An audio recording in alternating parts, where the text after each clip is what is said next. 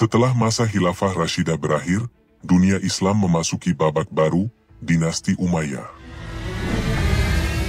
Selama hampir 90 tahun, Umayyah berdiri tegak.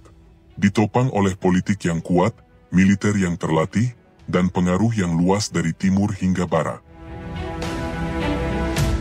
Berulang kali muncul upaya pemberontakan dan kudeta, tapi semua kandas di tangan pasukan Damaskus.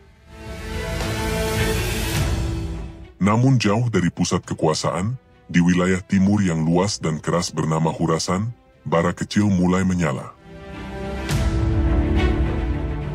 Daerah ini jauh dari jangkauan pengawasan khalifah, menjadi tempat subur bagi lahirnya gerakan bawah tanah yang kelak akan merubah tatanan kekuasaan. Gerakan ini dibangun oleh keturunan Abbas bin Abdul Muthalib, paman Nabi Muhammad. Mereka bergerak diam-diam, dengan rencana panjang dan sabar. Tidak langsung mengusung nama Abbas di awal. Sebaliknya, mengangkat slogan samar namun menyentuh. Ar-Ridho min Ali Muhammad, yang artinya keridoan untuk keluarga Nabi Muhammad. Slogan ini sengaja dibiarkan kabur, tanpa menunjuk figur tertentu. Strateginya cerdas, agar semua kelompok yang pro-Ahlul Bait, terutama kaum Syiah, merasa menjadi bagian dari perjuangan. Dengan begitu, simpati dan dukungan mengalir dari berbagai penjuru tanpa perlu memperdebatkan siapa yang seharusnya memimpin. Ruh gerakan ini pun lahir dari dua kekuatan, emosi dan ideologi. Emosi karena penindasan dan kesewenangan politik Bani Umayyah yang sering dianggap melecehkan kehormatan keluarga Nabi. Ideologi karena dorongan untuk mengembalikan nilai keadilan dan legitimasi kepemimpinan kepada Ahlul Bait. Gerakan ini pada awalnya dipimpin oleh Muhammad bin Ali bin Abdullah bin Abbas, lalu diteruskan oleh putranya Ibrahim al-Imam. Namun, sebelum cita-cita itu terwujud, Ibrahim ditangkap dan dibunuh oleh aparat militer dinasti Umayyah. Dan di titik inilah muncul satu nama yang akan mengubah segalanya. Seorang pemimpin muda dari timur, penuh misteri dan harisma. Abu Muslim al-Khurasani. Namanya menghantui setiap laporan intelijen Umayyah, Abu Muslim al-Khurasani. Ia bukan keturunan Abbas, bukan pula tokoh besar dari Arab. Sebagian catatan menyebutnya berdarah Persia. Tapi kecerdasannya, strateginya, dan wibawanya di medan tempur menjadikannya legenda bahkan sebelum kekuasaan berganti tangan. Ibrahim al-Imam, sebelum ditangkap, mengutus Abu Muslim ke Khurasan. Misinya, menyulut api revolusi. Dan Abu Muslim melakukannya dengan kesabaran dan kelihayan politik tingkat tinggi. Ia tak memulai dengan pedang, tapi dengan jaringan. Perlahan, ia merangkul semua pihak yang kecewa pada Umayyah. Pertama, ada kaum Syiah yang mendambakan kepemimpinan Ahlul Bait. Ada pula sisa-sisa Khawarij yang masih menyimpan amarah. Kemudian masuk pula para mawali non-Arab yang lama tertindas. Dan bahkan, kabilah-kabilah Arab yang tersingkir dari lingkaran kekuasaan Damaskus. Semua disatukan di bawah satu panji hitam revolusi Abbasiyah. Abu Muslim datang dan mengubah jaringan bawah tanah jadi pasukan nyata. Strateginya elegan. Ia pakai panji hitam, simbol duka keluarga Nabi dan lambang revolusi. Ia mengatur propaganda yang luar biasa rapi, khutbah, pamflet, dan surat-surat yang menyebar ke seluruh Khurasan. Abu Muslim tidak mengaku sebagai pemimpin politik, tapi semua tahu dialah kompas yang menentukan arah perjuangan. Di tangan Abu Muslim, cita-cita politik keluarga Abbas berubah menjadi gerakan militer yang tak terbendung. Ia bukan pencetus ideologi, tapi arsitek revolusi di lapangan, sang motor penggerak yang mengubah bisikan bawah tanah menjadi badai besar di Khurasan. Masa akhir dinasti Umayyah, seperti film epik menjelang season final. Kekuasaan mulai retak di sana-sini, para gubernur banyak yang tidak lagi loyal ke pusat, Damaskus, dan di tengah kekacauan itu muncul Abu al-Abbas as-Saffah, calon pendiri dinasti baru, Abbasiyah, dengan jenderal revolusi Abu Musli al-Khurasani.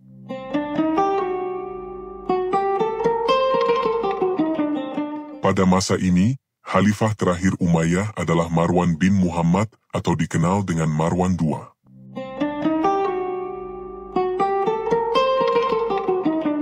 Ia berkuasa dari 744 sampai 750 Masehi.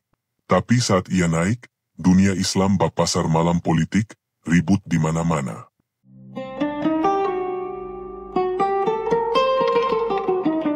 Di Suriah, Syam, pusat kekuasaan. Dulu, wilayah ini basis kuat Bani Umayyah. Tapi setelah perang saudara antara cabang Qais di utara dan Yaman di selatan, mereka malah saling berkonflik. Akibatnya, Damaskus tak lagi solid. Marwan II bahkan memindahkan ibu kota ke Harran, Mesopotamia Utara, karena Suriah dipandang sudah tidak lagi aman.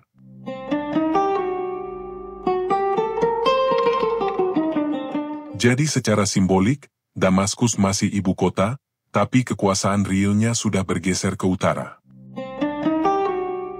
Sementara itu di Mesir, diperintah oleh Gubernur Umayyah, tapi rakyatnya sudah lama muak dengan pajak tinggi dan kesewenangan. Banyak simpatisan Ahlul Bait di Mesir. Mereka diam-diam mendukung gerakan Abbasiyah. Namun, secara militer, Mesir masih relatif tenang sampai saat-saat akhir.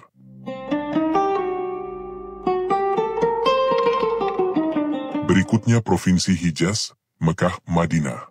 Secara politik, wilayah ini tidak memiliki kekuatan militer besar. Tapi di sana terletak nilai simbolis tertinggi, karena dua kota suci. Umayyah menjaga wilayah ini lewat gubernur lokal, tapi simpati masyarakat sudah banyak bergeser ke keturunan Ali dan Abbas. Di sini muncul semangat, mengembalikan hak keluarga Nabi.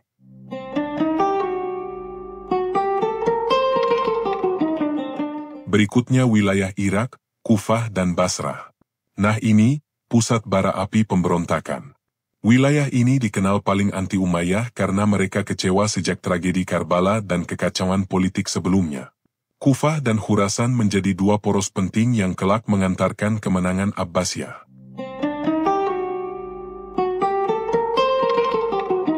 Berikutnya Khurasan, timur Iran, dekat Merv. Inilah wilayah kunci kemenangan Abbasiyah.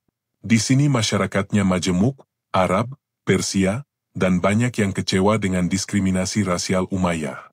Gubernur resminya pro-Umayyah, tapi pengaruhnya lemah di akar rumput. Gerakan bawah tanah Abbasiyah dipimpin oleh Abu Muslim al-Khurasani, seorang jenius militer politik.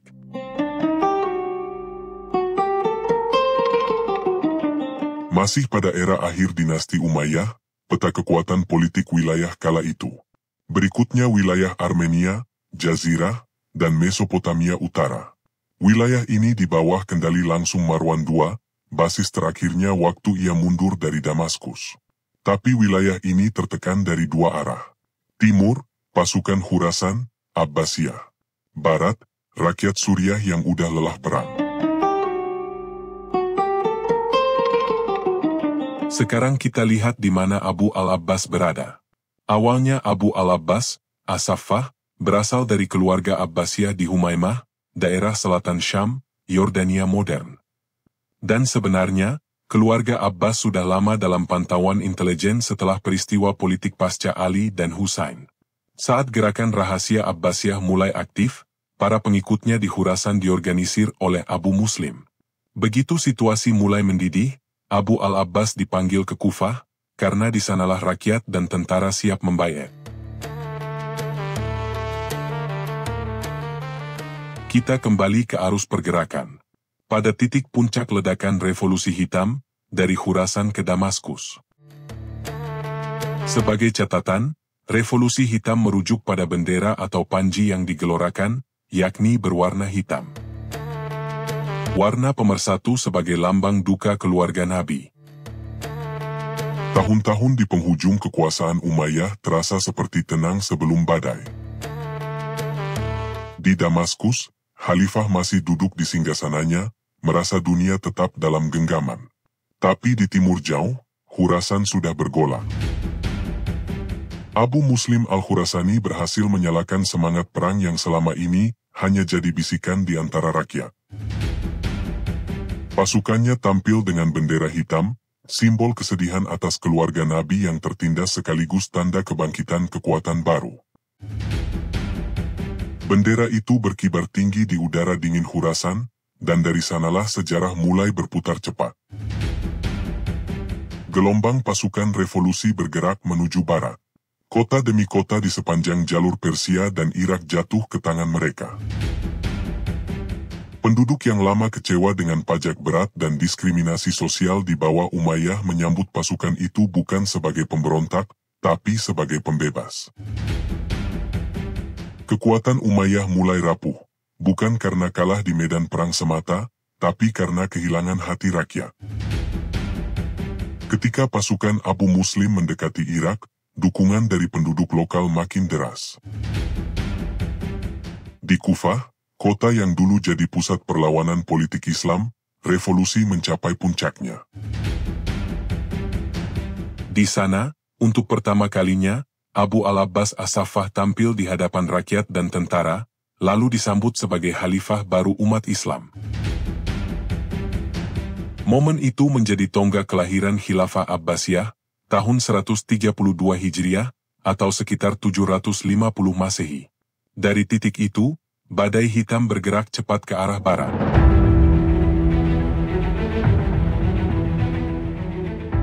Pasukan Abbasiyah, dengan strategi Abu Muslim, menggulung sisa-sisa kekuatan Umayyah.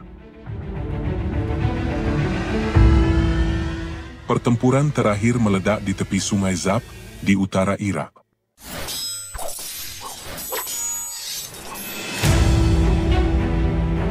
Pasukan Umayyah di bawah Marwan bin Muhammad kalah telak. Marwan melarikan diri ke Mesir, tapi ajal menjemputnya di sana. Bersamanya, dinasti Umayyah di timur resmi berakhir.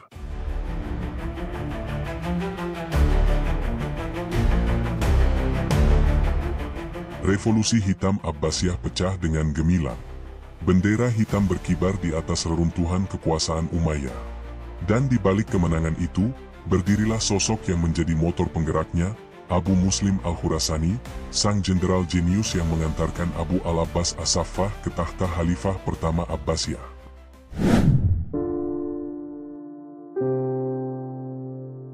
Tapi siapa sebenarnya Abu Muslim? Itu pertanyaan yang hingga kini tetap menggantung di ruang sejarah.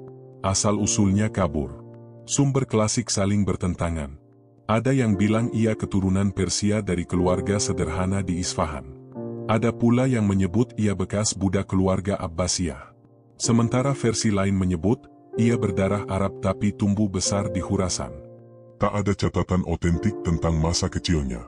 Ia seperti muncul begitu saja, muda, cerdas, dan punya wibawa yang membuat orang tunduk bahkan sebelum ia berbicara.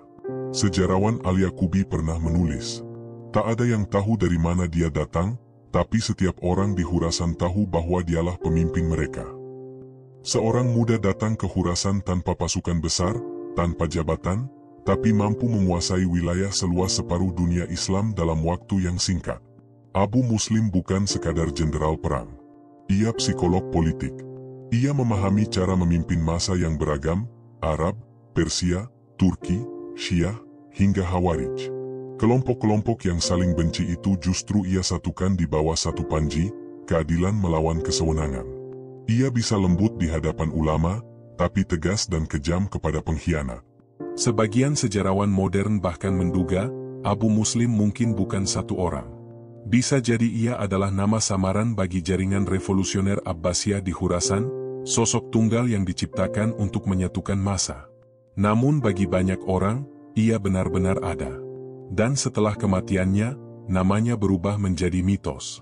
Beberapa sekte di Persia bahkan percaya Abu Muslim tidak mati, hanya disembunyikan, menunggu saat untuk kembali membawa keadilan. Keyakinan ini berkembang menjadi gerakan yang dikenal sebagai Abu Muslimiyah.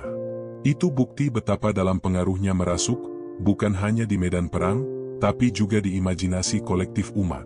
Setelah revolusi sukses, nama Abu Muslim justru makin besar. Rakyat menghormatinya lebih dari khalifah sendiri. Dan disitulah letak masalahnya.